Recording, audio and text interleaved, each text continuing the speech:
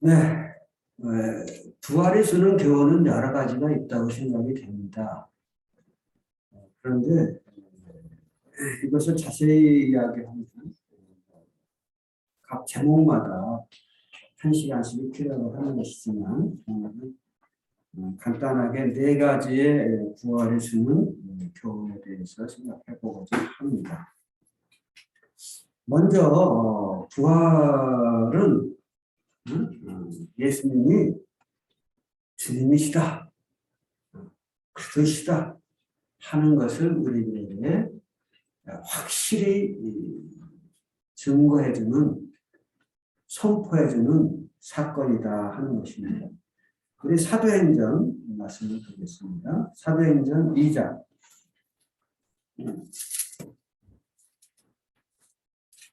사도행전 2장 35절에 보면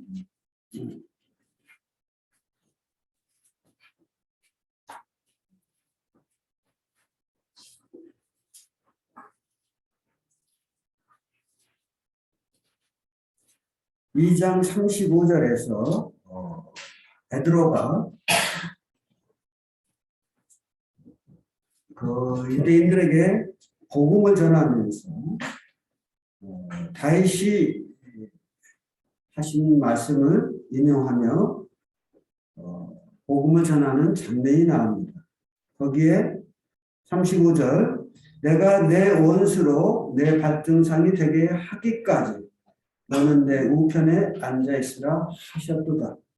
하였으니 그런즉 이스라엘 온 집은 확실히 알지니 너희가 십자가에 못 박은 이 예수를 하나님이 주와 그리스도가 되게 하셨느니라 하니라. 그들이 이 말을 듣고 마음에 찔려. 이렇게 나오죠. 여기 베드로가 복음을 전하면서 다윗을 통해서 예언된 말씀을 인용합니다. 그 인용한 말씀 중에 너는 내 우편에 앉아있으라 하셨다고 하였습니다. 내 우편에 앉아있는 분은 누구입니까?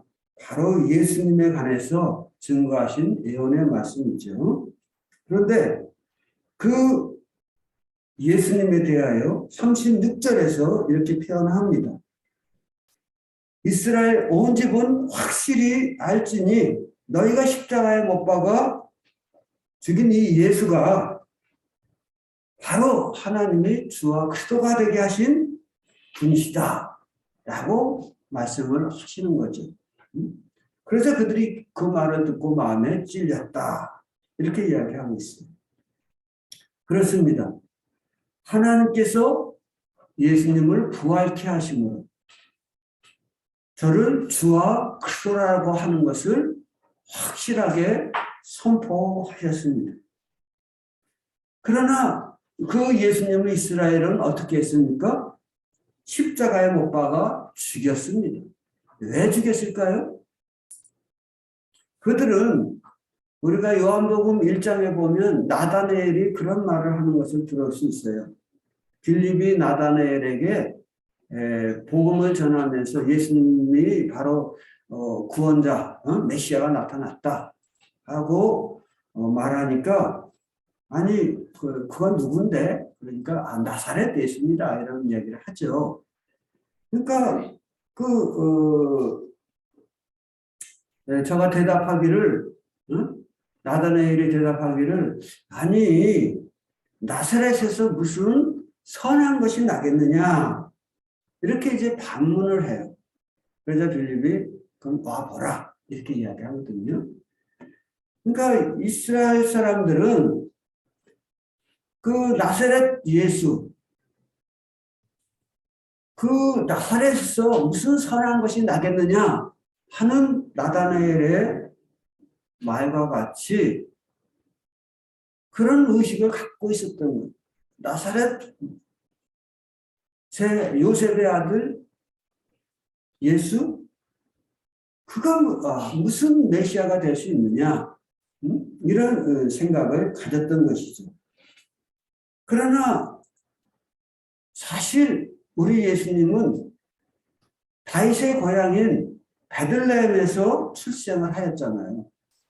그리고 살기는 나사렛에서 사신 분이죠. 그래서 나사렛의 예수라고 불려졌는데, 그래 이제 그 예수님의 실상을 잘 모르는 사람들은 나사렛에서 무슨 선한 것이 나겠느냐라는 생각을 가질 수밖에 없습니다. 왜냐하면 성경 어디에도 나사렛이 메시아하고 연결되어 있지는 않거든요. 메시아와 연결된 마을은 베들레헴이다 그 말이에요. 그러니까 나사렛 예수에 대하여 의문을 가질 수밖에 없죠. 그러나 그를 좀 더 알아가면 그분은 나사렛 예수가 아니라 베들레헴의 예수다라는 것을 알 수가 있거든요. 또 우리 예수님께서는 너희가 나를 믿지 못하겠거든 내가 하는 일을 보고 나를 믿으라 이렇게 말씀하셨습니다. 그리고 그분은 하나님만이 하실 수 있는 일들을 행함으로 스스로가 나사렛 예수로서의 모습이 아닌 하나님의 아들의 모습으로 자신을 세상에 증거하셨습니다. 그러나 유대인들은 예수님에 대하여 그 의구심을 거두지 아니하고 계속 부정적인 마음을 가졌습니다. 예수님이 하시는 말씀이나 행하심이나 이런 것이 성경에 예언된 메시아의 예언과 일치되는지 안 되는지 이것을 살폈더라면 저들은 나사렛 예수를 36절에 있는 대로 십자가에 못 박아 죽이지는 않았을 것이다 하는 것이죠. 그러나 저들은 예수님을 이단자의 괴수라 해서 십자가에 못 박아 죽였는데 하나님께서 저를 3일 만에 다시 살아나게 하사 주와 그리스도이심을 확실히 증거하셨다는 거죠. 우리 예수님께서 이 땅에 계실 때 본인이 주가 되심을 말씀하셨어요. 아버지와 나는 하나이니라 이런 말씀도 하시고 또 변화산상에서 우리 주님께서 변화되는 모습을 통해서 그가 이 땅에 하나님이 보내신 그리스도이심을 드러내시기도 하시고 아까 말씀드렸던 예수님께서 친히 죽은 자를 살리신다든지 오병이 여러 5천 명을 먹이시다든지 또는 바다를 잔잔케 한다든지 이런 여러 방법으로 그가 장차 오실 하나님의 사랑 그리스도이심을 드러내셨다고 하는 것이죠. 그러나 이스라엘 백성들은 믿지 않았어요. 마태복음에도 보면은 그 많은 유대인들이 예수님에게 찾아와 가지고 당신이 진정한 메시아냐? 성경에 예언된 메시아냐? 그렇다고 하면 우리들에게 좀 표적을 보여봐라 이런 이야기를 합니다. 그러자 우리 예수님께서 말씀하시기를 내가 선지자 요나의 표적밖에는 너에게 보여줄 게 없다. 요나가 밤낮 사흘 동안 물고기 뱃속에 있었던 것과 같이 인자도 밤낮 사흘 동안 땅속에 있으리라. 이런 말씀을 하시는 것을 봅니다. 사건이 있는 마태복음에 있는 말씀을 보면 표적이 없어서 즉 우리 주님에게서 믿을 만한 것이 없어서 유대인들이 내게 표적을 보여봐라 이렇게 이야기하는 게 아니에요. 많은 표적을 보니까 이 사람이 하나님이 보내신 메시아 같다라는 생각을 지울 수가 없는 거예요. 그런데 믿고 싶지는 않은 거야. 네? 예수님에 대해서 믿고 싶지는 않은 거예요. 그러니까 당신이 우리들에게 또 다른 표적을 보여준다고 하면 우리가 믿겠습니다. 이제 그런 얘기입니다. 그러니까 우리 스님께서 그들의 마음을 아시고 내가 선지자 요나의 표적밖에는 너에게 보여줄 게 없다. 라고 말씀하시죠. 그러니까 그 자리에서 이제 기상을 변화시킨다든지 땅이 갈라지게 한다든지 이런 식으로 하시지 않았다는 거예요. 왜? 그들 마음 가운데 예수님을 향한 불신이, 예수님이 여러 모양으로 표적을 보였지만 그럼에도 불구하고 표적이 없어서 안 믿는 게 아니라 그들 마음 가운데 예수 그리스도를 사랑함이 없기 때문에 믿지 않는다는 것을 우리 주님이 아셨기 때문에 요나의 표적을 이야기를 하는 거죠.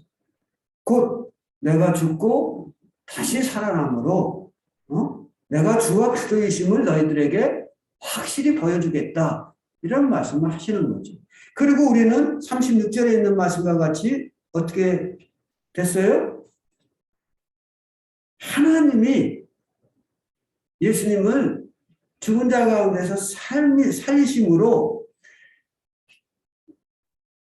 저를 주와 그리스도가 되게 하셨다 이렇게 말씀하십니다. 주어가 뭐예요? 하나님. 예수님이 스스로 살아난 게 아니고 하나님. 즉 하나님이 예언하시고 하나님이 보내시겠다고 하는 그리스도. 이 세상의 주인이시여 너희의 주인이신 메시아 그가 누구냐? 바로 이 예수다. 하나님이 많은 선지자를 통해서 예언했던 그리스도 그가 누구냐? 바로 이분이다 하는 것을 하나님께서 예수님을 부활케 하심으로 선포하셨다고 하는 거죠. 그래서 부활은 예수님이 주님이시요 그리스도이심을 드러내는 확실한 증거이다 하는 것이죠. 그런데 우리가 이제 36절 말씀에 보면 이스라엘 온 집은 확실히 알지어다 이런 말씀 앞에서 이건 이스라엘 사람들에게 관한 이야기인가 보다 이렇게 생각하는 경향이 있을 수 있어요. 그러나 이것은 로마서에 보면 하나님은 유대인의 하나님은요 이방인의 하나님도 되시느니라 이런 말씀이 나오거든요. 그래서 우리 하나님은 이스라엘의 하나님일 뿐만 아니라 이방인의 하나님이시다.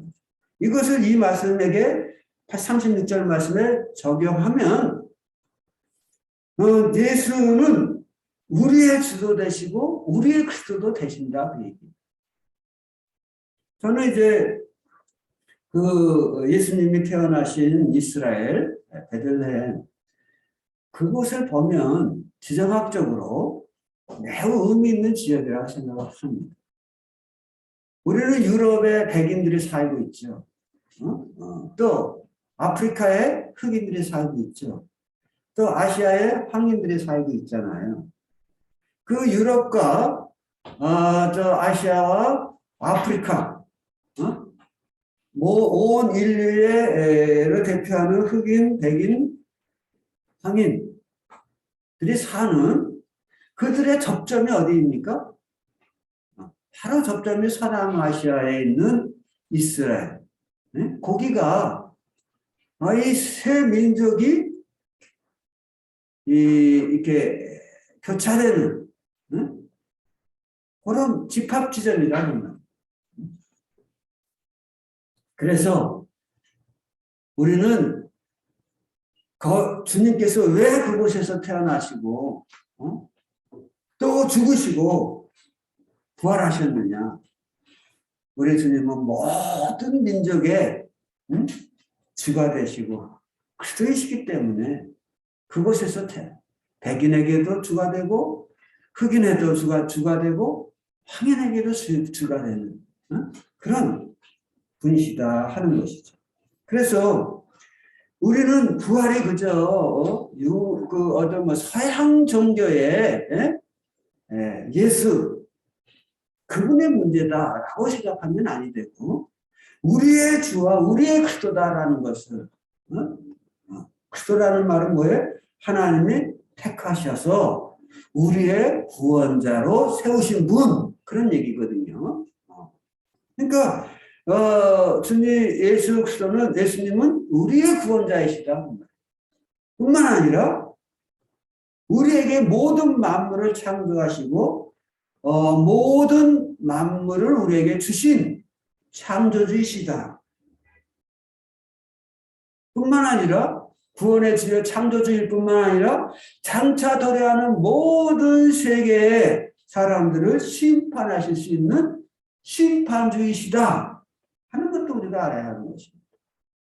그러므로 우리가 예수님 그 사람은 이스라엘 사람 이렇게만 단순하게 좁혀 생각하시면 안 됩니다. 예수님은 바로 나의 주인이요 나의 구원자이시다라는 것을 우리가 이 예수님의 부활을 보면서 인정할 줄 알면 좋겠습니다. 그래서 빌립보서에서도 우리 주님께서 하나님의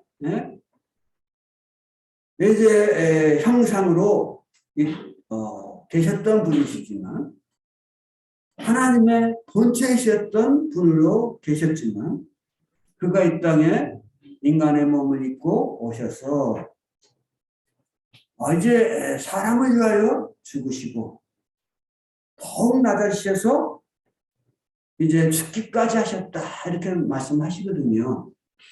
그리고 이제 11절에서는 뭐냐면 우리 하나님께서 그를 다시 살리셔서 하나님 우편에 앉게 하사 모든 입으로 예수를 주라 시인하게 하여 하나님 아버지께 영광을 돌리게 하셨다 이렇게 기록되어 있습니다.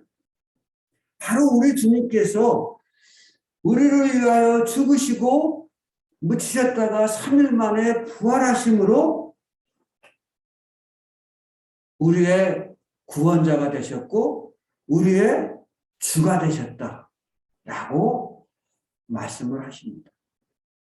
그래서 우리는 바로 부활의 사건은 예수님은 바로 나의 구원자이시며 나의 주인이시다 라는 것을 증거하는 사건이다라는 것입니다. 두 번째, 우리가 이제 생각해 볼 수 있는 것은 부활은 이 죄인 되었던 죄인이었던 우리들이 예수님으로 말미암아 구속을 받아 의인이 되었다고 하는 것을 선포하는 사건이기도 한 것입니다. 우리 로마서 4장 말씀을 좀 보겠습니다. 뒤로 넘어가서 로마서 4장에 보면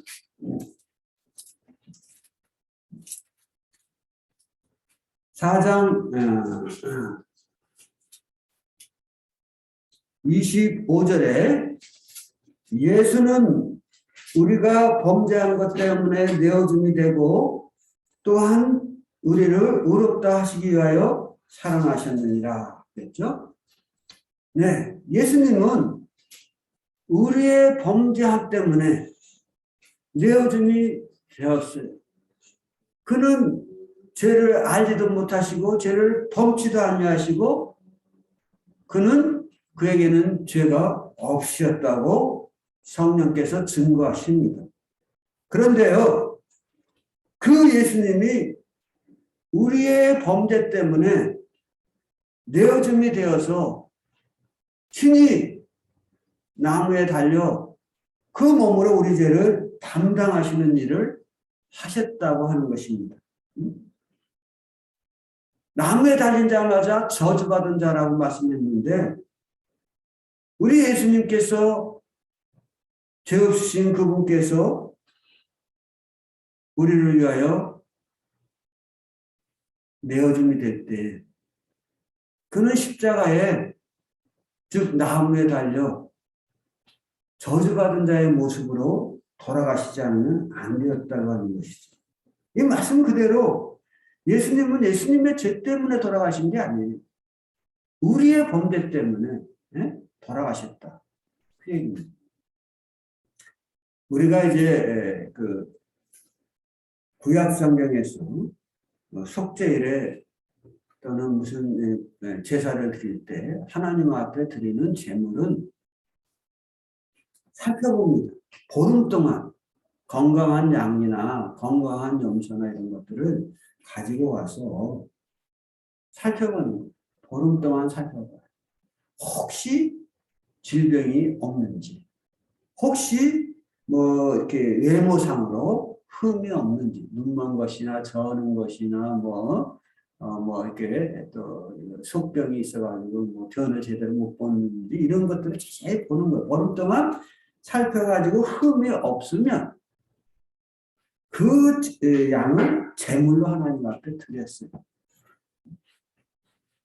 그런데 그 이스라엘 사람들이 드렸던 제물과 같이 하나님의 어린 양으로 오신 예수님, 그분에게 흠이 있어야 있을 수 있겠습니까? 결코 있을 수 없는 거예요. 짐승을 드릴 때도 흠이 없으면 안 되는데 하물며 온 세상 사람들을 위하여 영원한 속죄를 드릴 때 흠이 있는 사람이 제물로 드려지면 되겠습니까? 그러면 그 효과는 없는 것이죠.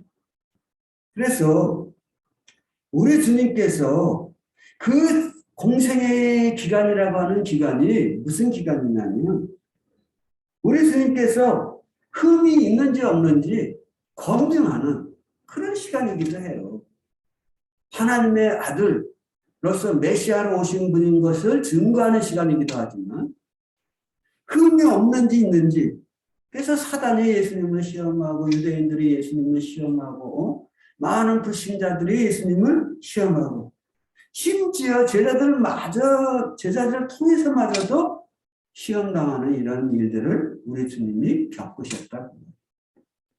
그러나 우리 주님은 시험 받으시되 히브리서에 있는 말씀처럼 죄는 범하지 아니야. 온전한 거룩한 분이었다. 그래서 그가 우리의 범죄함 때문에 내어줌이 되었다고 하는 것은 그분을 합당한 제물로 하나님 앞에 드려줘서 우리의 죄를 다 용서하시는 일을 하셨고, 그 다음에 또한 뭐라 그러죠? 또한 의롭다 하기 위하여 살아나셨다고 그랬어요. 예수님이 이제 뭐 이렇게 살아나신 것은, 야, 너희들이 날 미워했어. 그래서 날 죽였어. 그렇지만 나는 이렇게 살아났거든. 이렇게 자기를 자랑하기 위해서 살아났을까요? 아니에요.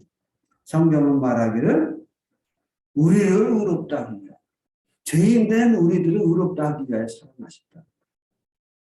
마태복음의 5장에 보면은 만약에 너를 고발하는 자가 너를 고발하려고 할 때 너는 그와 더불어 빨리 사화하라. 화해하라는 거죠.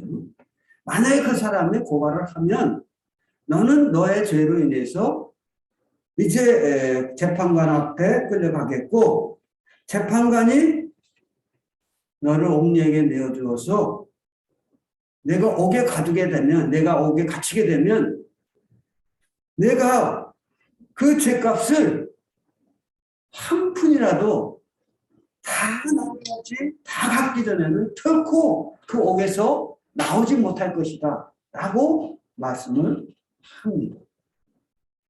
세상 법에서도 그러할진데 하물며 공의로우신 하나님 앞에서 죄값을 한 푼이라도 남김없이 다 갚기 전에는 결코 사망의 옥에서 나올 수 없는 거거든요.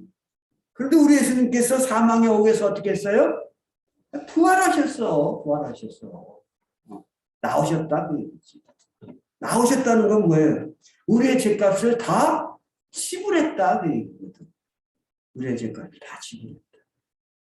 이제 제가 그런 모임이 있을 때 이렇게 상담들을 해보고 그러면, 침례 상담들을 해보고 그러면은 어떤 사람들은 예수님이 나의 죄를 다 용서하셨죠. 과거 이제 현재 이제 미래 이제 다 용서하셨죠. 그래. 그럼 언제는 어떻게 됐을까? 언제요? 그건 그냥 있을 것 같은데. 이러는 경우가 있어요. 또 어떤 사람은, 과거에 이제 미래, 뭐, 현재 이제 언제 다 용서하셨는데, 미래 이제는 글쎄 제가 책임져야 되지 않을까요? 뭐 이런 이야기를 하는 사람도 있어요. 그런가 하면, 이런 거 다 용서하셨는데, 한 가지 죄는 용서 못했을 것 같아요. 그게 뭔데요? 그러면, 제가 부끄러워서 말을 못하는데, 제가 용서 못하는 죄가 있다. 자기 잘못을 용서 못하는 그런 죄가 있다는. 그런데 이거는 나도 용서 못하는 죄이기 때문에 아마 하나님도 용서 못하실 겁니다. 이렇게 이야기를 해요. 그러나 그러면서 우리가 예수님이 이 완전한 속죄를 의심하는 완전한 속죄를 신뢰하지 못하는 경우를 많이 봅니다. 그러나 예수님이 부활 사건을 보면 예수님이 부활하신 이 사실을 보면 뭘 알 수 있어요? 언제든 그것이 미래의 죄든 내가 용서하지 못하는 죄든 간에 그 죄마저도 그 죄값마저도 다 지불했다고 하는 것을 우리는 알 수 있어요. 그 죄값 지불하지 못했다면 어떻게 돼요? 우리 예수님이 사망의 옥에서 나올 수 있었을까요? 못 나오지. 못 나오는 거예요. 근데 그분이 사망의 옥에서 나오셔서 부활하셨다고 하는 것은 나의 모든 죄를 다 용서했다. 내가 기억도 못하는 죄까지 다 용서했다는 것을 그 죄값을 지불했다고 하는 것을 의미하는 것이다. 세 번째, 부활은 절망적인 현실에서 어떤 반전을 가져오는 그런 사건이죠. 우리 이제 누가복음을 좀 보겠습니다. 누가복음 24장.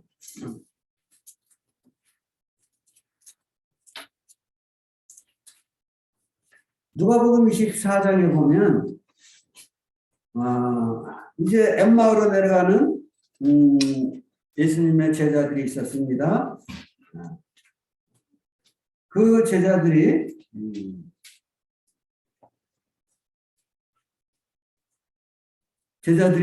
이제 내려갈 때 17절을 좀 보겠습니다. 예수께서 이르시되 너희가 길 가면서 서로 주고받는 이야기가 무엇이냐 하시니 그 두 사람이 슬픈 빛을 띠고 머물렀다. 그랬어요. 예수님이 이제 죽으셨다가 부활하신 후의 이야기잖아요. 그러니까 아마 3, 4일, 최소한도 3, 4일, 5일 뭐 이렇게 됐을 것 같아요. 왜냐하면 여기 내용을 보면 이 두 사람이 18절에서 글로바라고 하는 여기가 그것이 아니라 27절에 보면 22절에 보면 우리 중에 어떤 여자들이 우리로 놀라게 하였습니다. 이는 그들이 새벽에 무덤에 갔다가 그래서 이제 그 시체를 보지 못하고 이런 내용을 이제 이야기해줬다 하는 걸 이야기하거든요. 그러니까 아마 그 당일일 수도 있고 아니면 그 후의 일일 수도 있는데 어쨌든 말씀드리고자 하는 요점은 뭐냐면 이 17절에 있는 대로 그들이 슬픈 빛을 띠었다. 정말 절망인 거예요. 우리는 그 21절에 있는 대로 21절에 있는 대로 그들의 마음에는 뭐라고 그랬어요? 우리는 이 사람이 이스라엘을 속량할 자라고 바라노라. 이뿐 아니라 이 일이 지난 지 사흘째요. 그런데 그가 죽었다는 거죠.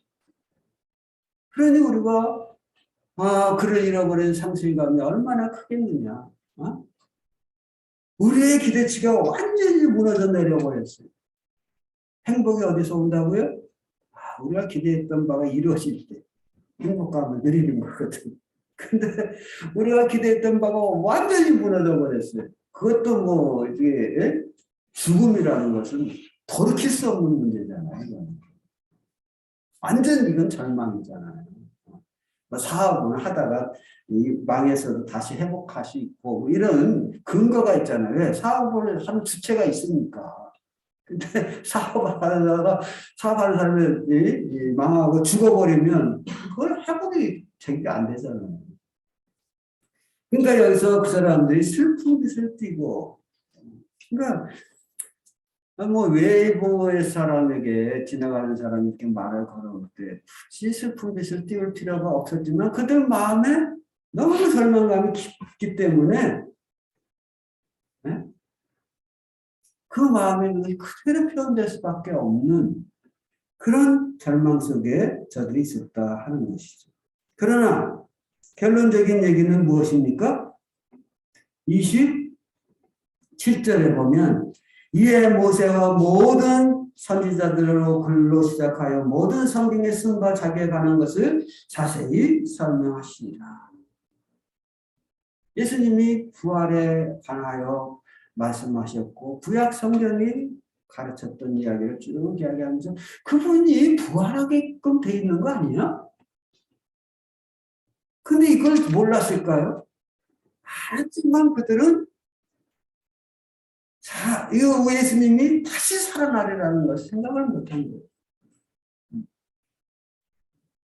그런 큰 절망감이 그들을 사로잡았던 거예요. 여자들이 와서 그 시체를 보지 못하고 천사들이 그가 부활했다고 말을 합니다. 그래도 그들의 깊은 절망감이 회복이 안 됐어요. 그러니까 예수님이 자세히 설명하는 거예요. 그러자 어떤 일이 일어났나요? 32절에 보면 32절에 보면은 1절에 그들이 눈이 밝아져 그인 줄을 알아보더니 예수는 그들에게서 보이지 아니하시니라. 그들이 서로 말하되 길에서 우리에게 말씀하시고 우리에게 성경을 풀어주실 때에 우리 마음속이 뜨겁지 아니하더냐. 슬픈 마음으로 절대적인 절망감으로 정말 차디찬 깊은 바닷속과 같이 어둡고 찬 그런 마음이 어떻게 됐어요? 우리 주님의 부활에 관한 말씀으로 인해서 그 마음이 뜨거워졌다. 다시 말하면 예수 그리스도를 만남으로 예수 그리스도에 대한 설명이 그에게 들어가고 그가 자기 앞에서 설명하는 분이 바로 예수님인 것을 알아보았을 때 그들의 마음은 뜨거워졌고 결과적으로 어떻게 됩니까? 35절에 보면 두 사람이 길에서 된 일을 예수께서 된 일과 떡을 떼심과 자기들에게 알려주신 것을 어떻게 이야기합니까? 그들이 33절에 보면 그때로 일어나 바로 거기서 일어나서 어떻게 예루살렘으로 돌아갔다. 예루살렘은 이제 이렇게 영적인 그런 성지잖아요.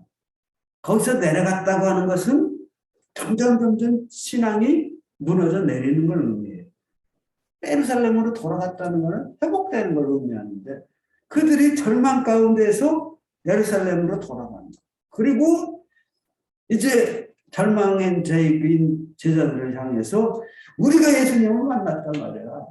그분은 부활하셨다. 이렇게 완전히 이 절망적인 상황에서 반전을 가져옵니다. 이런 심적 변화를 보이게 됩니다. 잠언에 보면 그런 말씀이 있어요. 의인은 7번 넘어질지라도 다시 일어서려니와. 왜 의인은 7번 넘어질지라도 다시 일어설까요? 부활의 하나님은 있거든. 부활의 하나님과 함께 하거든. 그러니까 죽었다가도 모든 사람이 다 죽었다고 생각하는데 다시 일어나는 힘을 갖고 있다. 그러나 악인은 패망하려니와. 이렇게 나오거든요. 네, 그렇습니다. 그래서 우리가 절망적인 환경이라고 해서 너무 걱정하지 마세요. 네. 부활의 하나님과 함께 동행하잖아요. 그러니까 우리가 위로를 갖고 용기를 가져야 합니다. 네 번째. 부활의 주님의 가르침은, 부활은 주님의 가르침이 진실인 것을 우리에게 설명합니다. 우리 주님이 아까도 말씀드렸지만 내가 요나의 기적밖에는 보여줄 게 없다 이렇게 말씀하셨잖아요. 요나가 사흘 동안 물고기 뱃속에 있었던 것 같이 인자도 밤낮 사흘 동안 물고기 뱃속에 있으리라 이렇게 이야기하십니다. 이뿐만 아니라 우리 주님이 유사한 주님의 죽으심과 부활에 대해서 여러 말씀을 하셨어요. 그런데 그 주님을 아까 우리가 사도행전 말씀에서도 보았듯이 그 주님을 누가 살리셨다고요? 하나님이 살리셨어. 하나님이. 네. 살리신 주체가 하나님이시다. 하나님은 어떠한 하나님? 거룩하신 하나님, 의로우신 하나님, 공의로우신 하나님. 그렇잖아요. 그것은 뭘 의미하나요? 그분이 예수님의 말씀에 힘을 실었다는 건 뭘 얘기해요? 예수님은 진실하신 분이다. 거짓이 없으신 분이다. 라는 걸 알죠. 왜? 만약에 예수님이 거짓말장이시라면 예를 들어서 그의 생애 가운데 거짓이 있고 뭐 다 거짓은 아니라도 일부 거짓이 있었다고 하면 하나님이 그 거룩하신 하나님이 예수님과 함께 하실 수 있냐 그 말이에요. 예수님을 다시 살릴 수 있겠느냐 그 말이에요. 없죠. 안 했겠죠. 없다는 것보다 능력이 있을지라도 안 했겠죠. 그러나 하나님이 그를 다시 살리셔서 주와 그리스도가 되게 하신 것은 예수님이 모든 말씀과 언행은 진실하셨다는 것을 우리에게 증거해 주는 것입니다. 그런데 우리 주님께서 여러 말씀 중에 내가 다시 와서 너희를 내게로 영접하여 나 있는 곳에 너희도 있게 하리라 하고 말씀하셨을 뿐만 아니라 나는 부활이요 생명이니 나를 믿는 자는 죽어도 살겠고 이런 말씀하신대요. 예수님이 부활이요 생명이시잖아요. 그래서 예수님을 믿는 자는 죽어도 살겠다. 무슨 이야기일까요? 우리는 하나님께로부터 우리 죄로 말미암아 끊어졌던 그래서 영적인 죽임을 당했던 자입니다. 그러나 예수님으로 말미암아 우리는 그 이제 하나님과 화목되어 연결된 자들이 되었습니다. 그러므로 주님께서 우리의 생명을 구원하셨을 뿐만 아니라 우리 이제 이 죽을 몸, 영혼은 이제 주님으로부터 구원을 받아서 생명되는 주와 함께 연결이 돼 있잖아요. 그 영혼은 살아났는데 우리 육체는 어떠냐? 죽었다. 때가 되면 죽는다. 그 말이에요. 그러나 이 몸의 죽음에서부터도 우리를 구속하사 영원히 죽지 아니하는 몸, 썩을 몸이 썩지 아니할 몸으로 욕된 몸이 영광스러운 몸으로 변화시키시겠다라고 말씀하셨는데 그래서 나는 부활의 생명이 나를 믿는 자는 죽어도 살겠고 나를 살아서 믿는 자는 영원히 죽지 아니하리라 그랬는데 영원히 죽지 않는다는 말은 뭘까요? 죽었다 할지라도 다시 하나님의 때가 되면 우리가 살아난다는 것이죠. 그런데 그 말씀을 과연 우리가 신뢰해도 좋으냐? 라는 의문 앞에서 신뢰해도 좋다. 그것은 예수님의 부활이 우리들에게 확실히 증거해주고 있다. 그분은 그분의 가르침이나 말씀이나 약속은 진실한 것이다. 만약에 진실하지 않았다면 그는 결코 부활할 수가 없었다는 것이죠. 이를 통해서 우리가 하나님 앞에 감사를 드리는 겁니다. 이 일에 이 말씀을 드리면서 힘을 얻을 수 있기를 바랍니다. 감사합니다. 예.